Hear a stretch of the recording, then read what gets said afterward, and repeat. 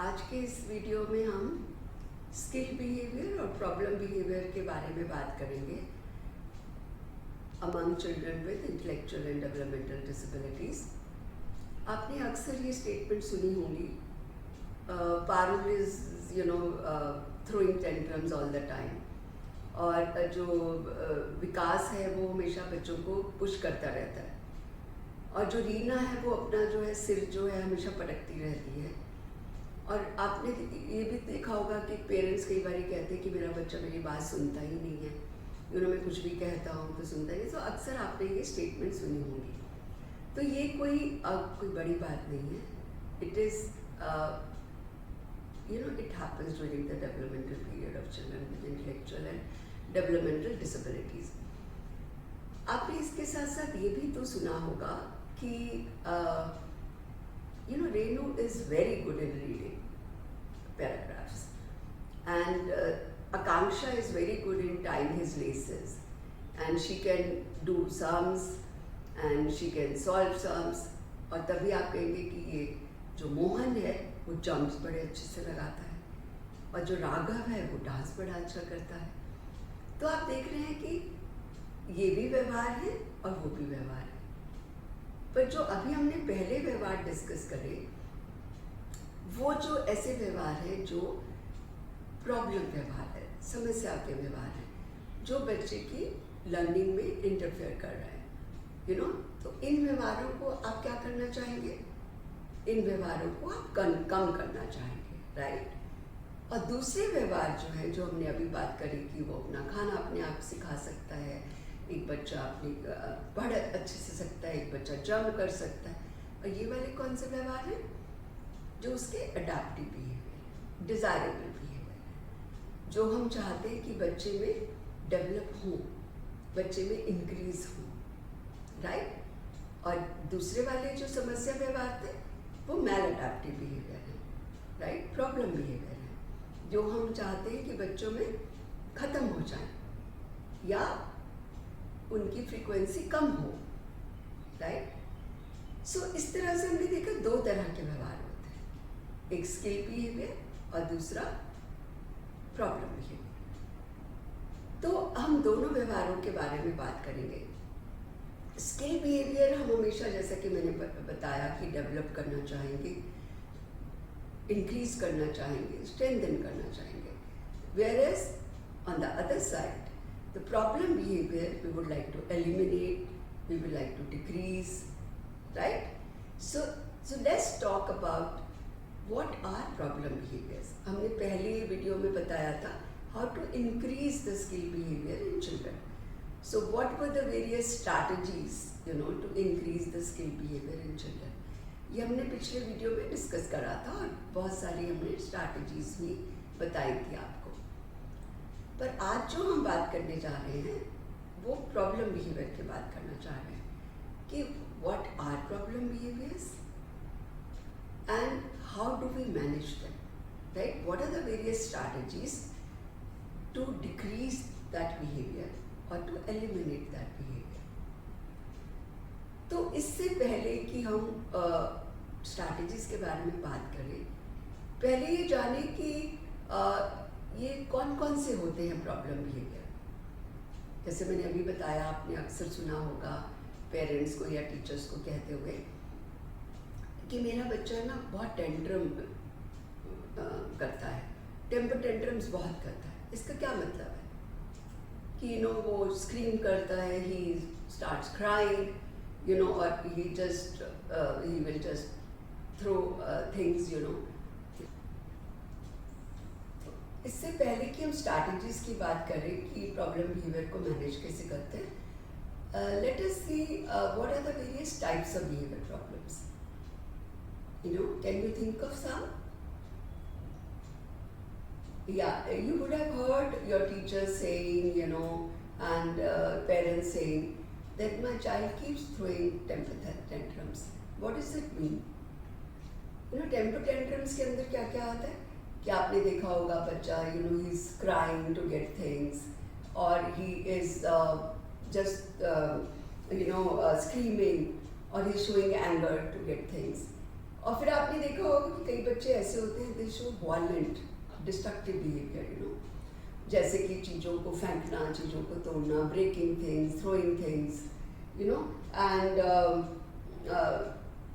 tearing books and all that stuff. So this comes under the destructive behavior. And what else? You would have heard about, you know, children misbehaves. What does that mean? Misbehavior of children. You keeps pushing children, you know, pulling things, spitting on the floor, and fighting with other children and all that. फिर आपने अक्सर देखा होगा कि कई बच्चे you know अपने को इंजरी करते रहते हैं, self injurious behaviour. You would have seen children you know banging their head against the wall और banging their head on the desk, you know, और बाइटिंग सेल्फ, पुलिंग हेयर. बहुत अक्सर देखा गया है कि बच्चे अपने ही बाल को पुल करते रहते हैं और औरों को भी बाइट करते रहते हैं, कई बार बाइट कर देते हैं, स्क्रैच कर देते हैं. So this kind of behaviour. So ये सारे बिहेवियर्स आपने देखे होंगे. Any other behaviour you can think of? आपने देखा होगा कई बार बच्चे जो हैं repetitive you know behaviour show करते हैं, अपनी बॉडी को मूव करना, अपनी टांग को मूव करते रहना all the time, you know. And odd behaviours देखा है बच्चों को, laughing to himself and just smiling to himself, laughing to himself, and you know collecting rubbish, कुछ ना कुछ भरते रहना अपनी पॉकेट में या कुछ. और rebellious behavior आपने अक्सर देखा होगा कि कुछ बच्चे, स्पेशली जो छोटे बच्चे होते हैं, कुछ भी कहो you know no, they will not obey your directions, they will just do the opposite of what you are saying, right? तो ये बच्चों में all these are you know behaviors which you will observe in our children. So now the question is how do we manage?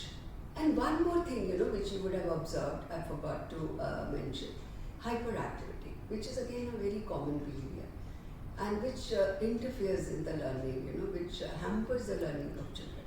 कि बच्चा अपनी जगह पे नहीं बैठता है और अपनी एक्टिविटी को पूरा नहीं करता, तो इधर उधर भागता रहता है. सो कैसे कंट्रोल किया जाए?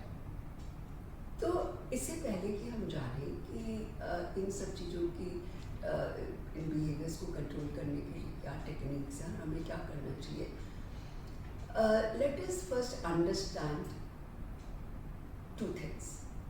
Number one is you know all this behaviours, whether skill behaviour और problem behaviour, they are learned. I give you an example. You're going to the market with your child and the child is asking for a toy and you say, no, I don't want you to take a toy right now because you have many toys at home. But then the child starts crying and crying at the top of his voice. तो आप उसको क्या करते हो? You buy that toy for him. तो आपने क्या करा? आपने बच्चे को you made him learn that when you want a toy, just cry at the top of your voice, right? So most of the time we are responsible for creating these behavioral problems. Let us see, you know, during this video we will see how it happens. इसी तरह से you know बच्चा, you want him to do sums, so this is a sums class, maths class, and you want him to do 5 sums, and the child will say no, I don't want to do, and he throws away the copy, and you say अच्छा नहीं करना आज, okay fine, क्या करना है फिर अभी? तो बच्चे को क्या पता चल गया कि whenever you don't want to do work, just throw the copy. Who taught it? We, right? So behaviors are learned, you know, when behaviors are followed by the pleasant consequence. You know, we'll talk about it in the video. What do we mean by this? The behaviors are learned. But then the good point is, you know, if the behaviors are learned, they can also be unlearned. So this is how we have to see. अगर बच्चे सीख गए हैं behavior, तो वो unlearn कैसे करें? So this is number one. And number two is, they are not ready-made recipes, you know, to कि हमने ये टेक्निक अप्लाई और बच्चे का व्यवहार जो है ख़त्म हो जाएगा। बच्चा जो है अपने आप को हर्ट करता रहता है, he bites himself most of the time, जब भी वो खाली होता है ये। तो अब आप कहें कि मैं क्या करूँ?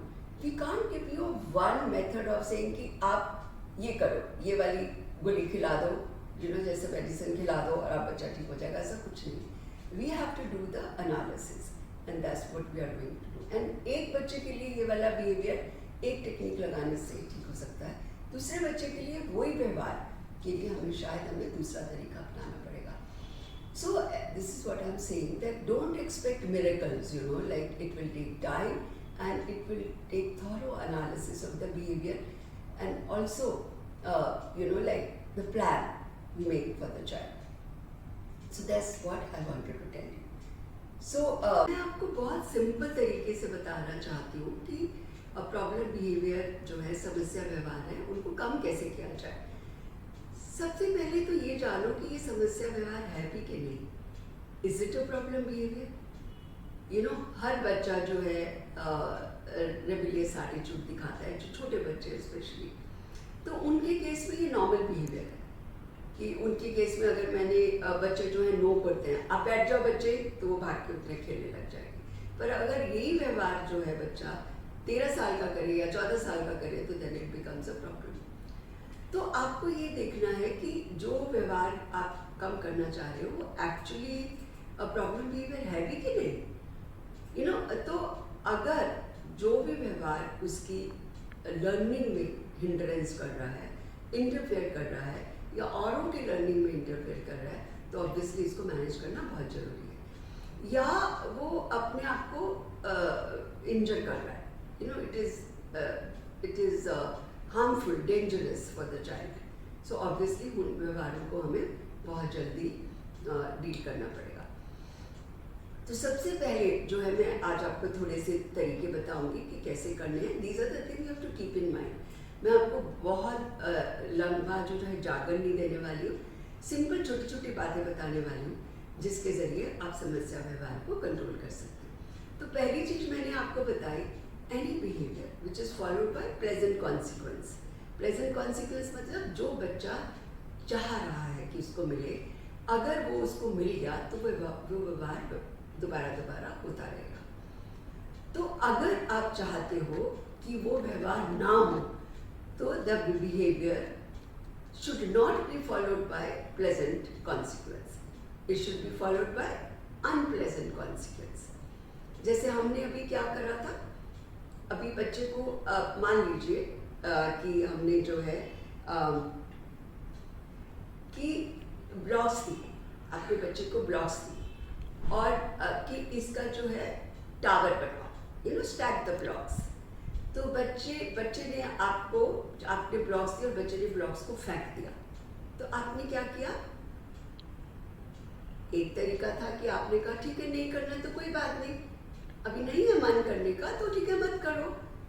बच्चा तो वही चाह रहा था, तो it is followed by the pleasant consequence. तो बच्चे ने क्या सीख लिया कि जब काम ना करना हो तो जो मैम आपको पढ़ाना चाह रही है उस सामान को फेंक दो। तो मुझे इसको कम करने के लिए क्या करना पड़ेगा कि जब मैंने उसको ब्लॉक दिए और मैंने कहा इसको स्टैक करो, और अगर बच्चा ब्लॉक्स को फेंक दे तो मुझे क्या करना पड़ेगा? मैं उसको ये ऑप्शन नहीं दूंगी कि चलो ठीक है ये एक्टिविटी मत करो, हम उसको बोलेंगे चलो ब्लॉक्स का टावर बनाए और हम सारे उसके साथ मिलके उससे ब्लॉक्स उठवाएंगे और उससे टावर बनवाएंगे। और टावर बना के हम उसको ये भी बोलेंगे कि जो तेरे कमरे के आसपास और कुछ चीजें फैली हुई हैं वो भी उठाओ, राइट?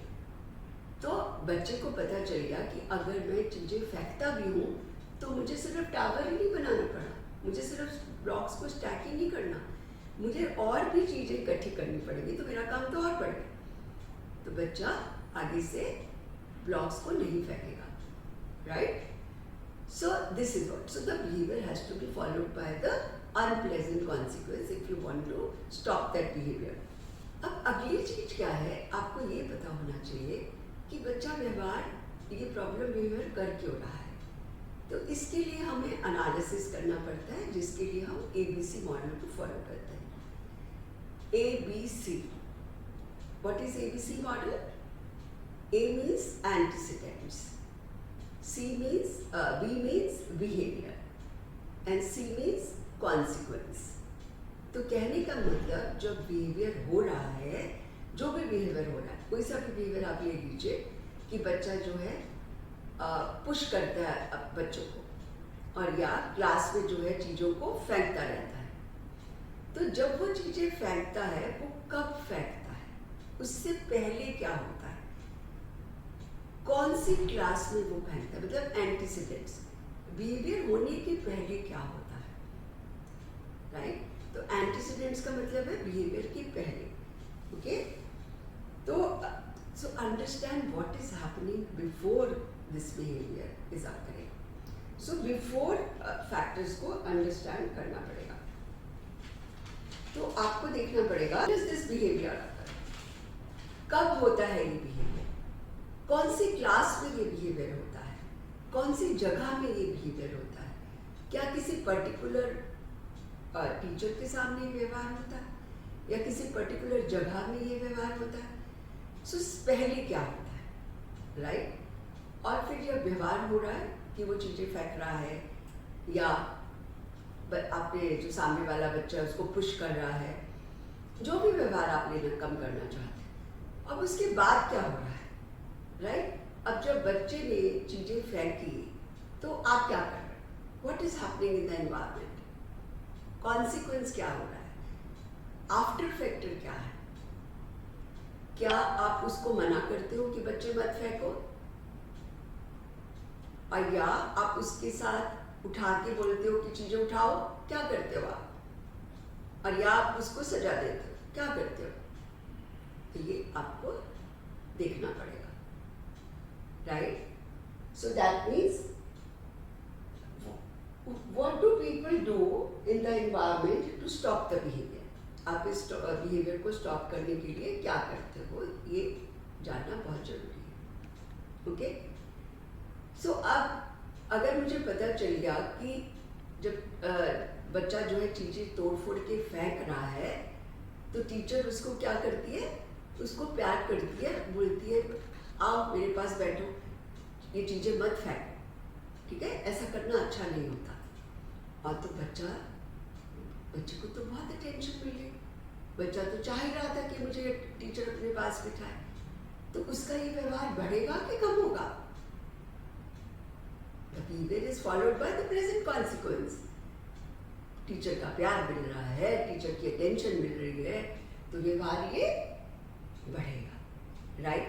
तो अगर मुझे इस व्यवहार को कम करना है तो मुझे the behavior has to be followed by unpleasant consequence।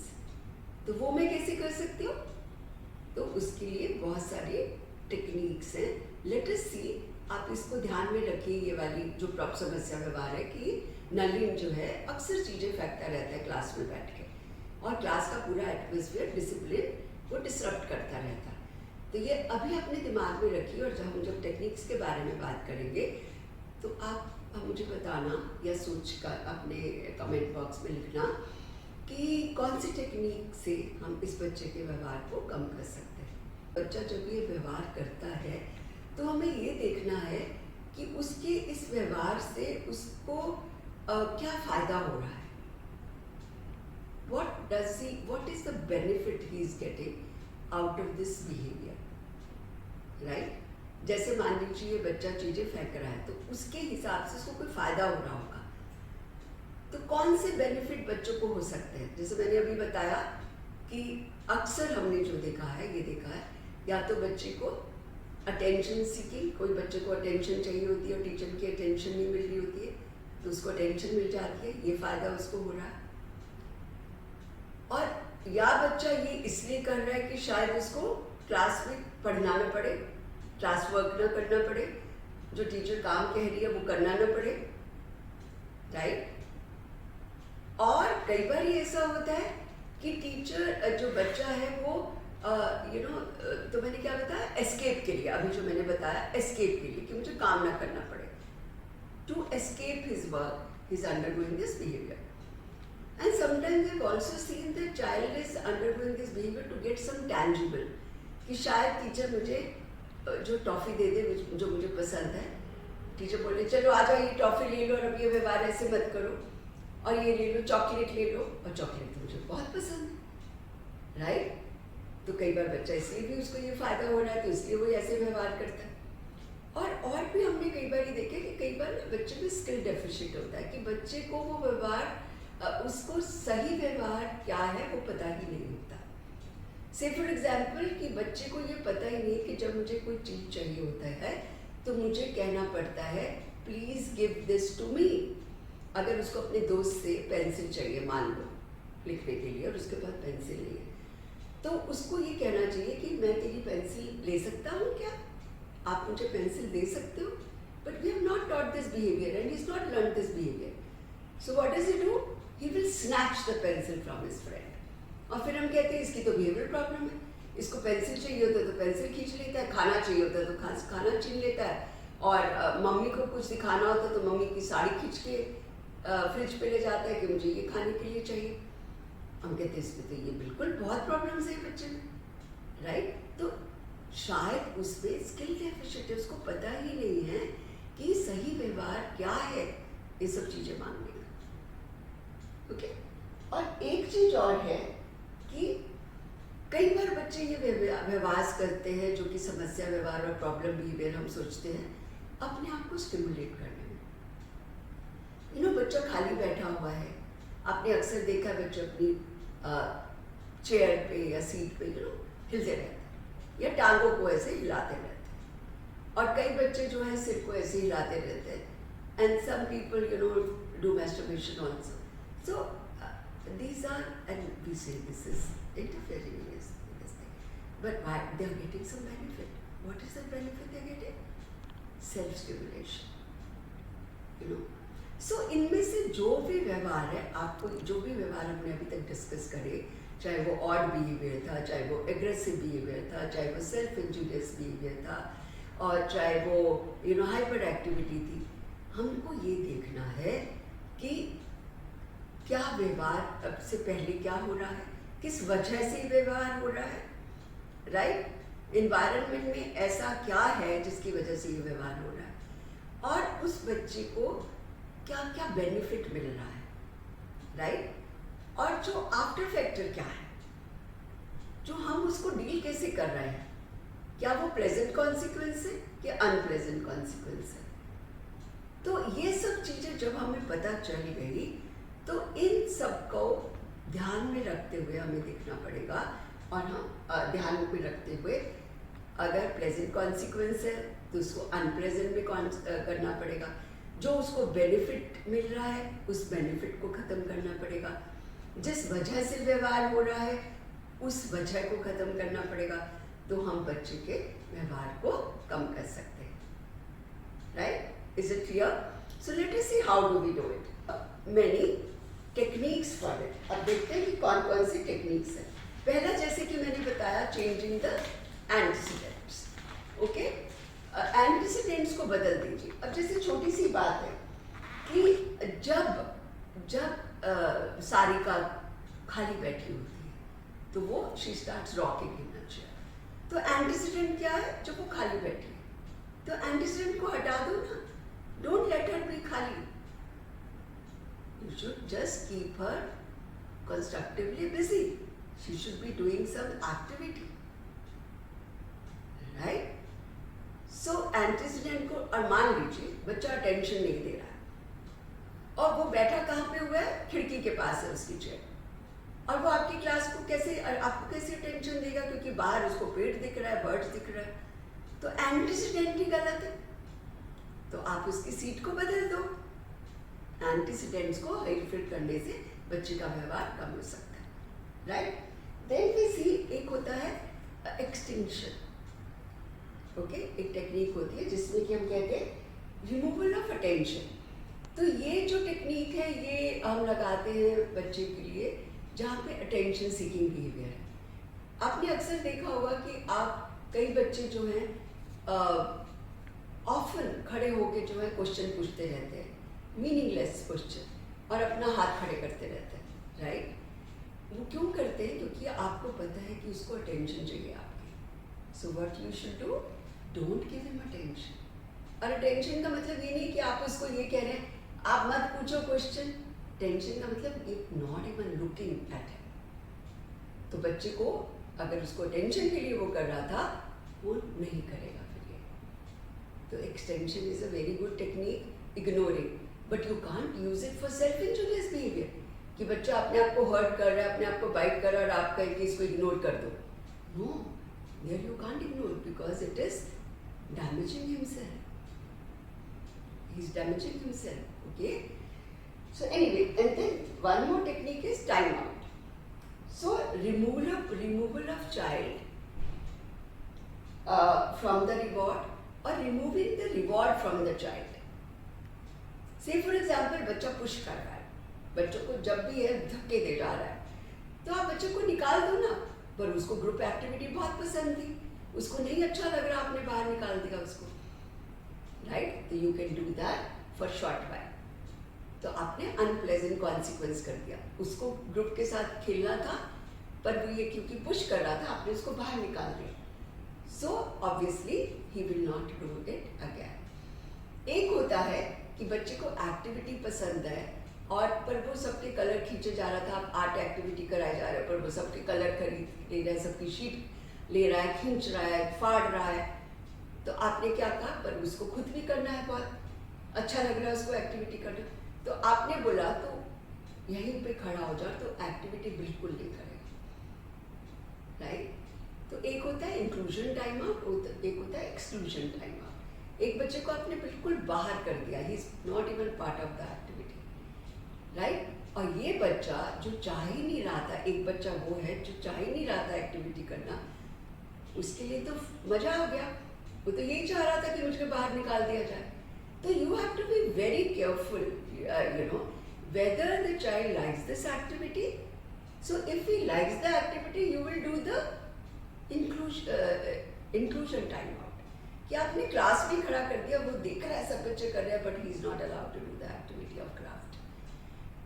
But अगर वो उसको करनी ही नहीं है एक्टिविटी, इसलिए वो खींच रहा है, आपको पता होना चाहिए बात कॉज क्या है, और आपने उसको seclusion time out दे दिया, so then it is your mistake. So teacher has to be knowledgeable about all the techniques. When does the technique works? For which behavior does the technique work? For which behavior does the technique work? Okay? And then another thing is,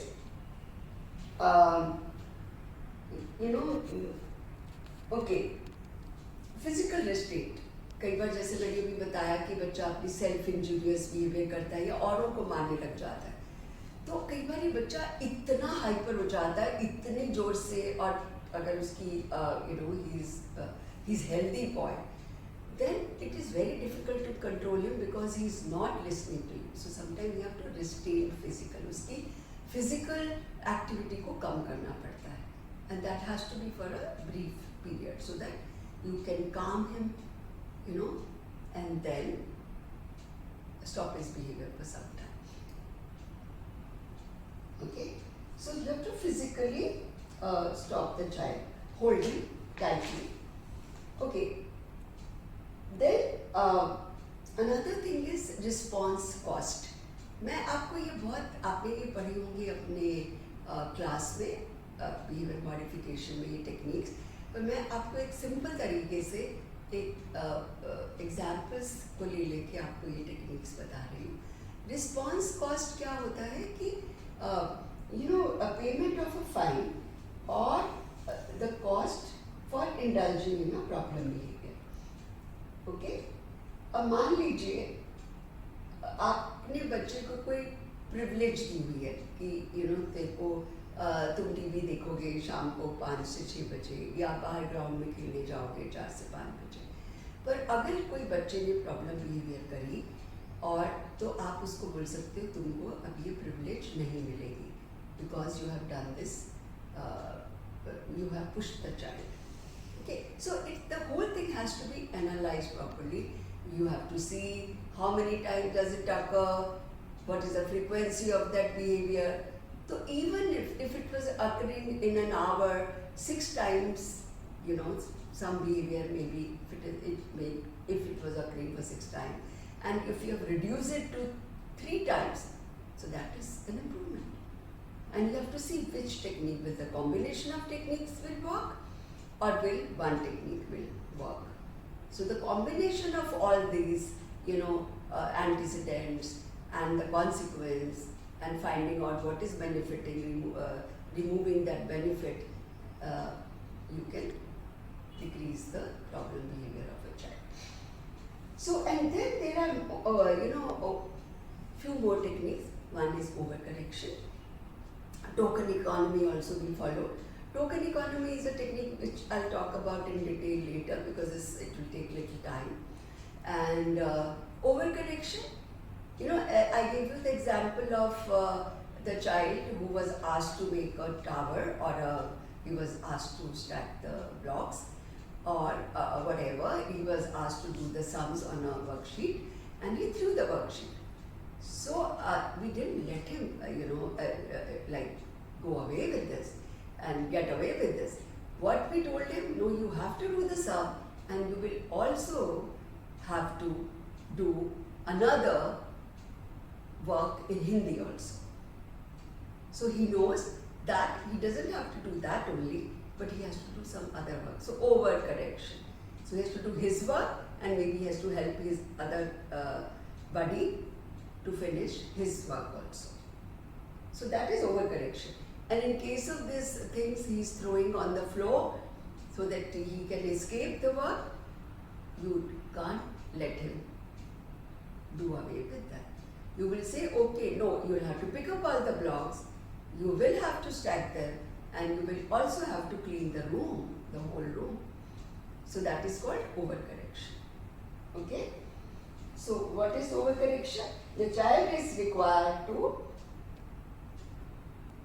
so the child is expected to restore the environment, okay, the disturbed situation which he has created. Okay, so and conveying displeasure, you have to tell the child,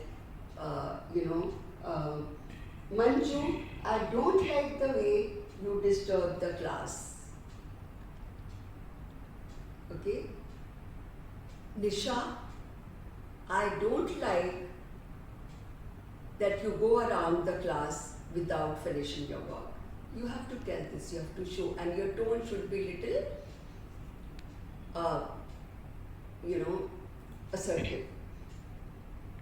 Okay?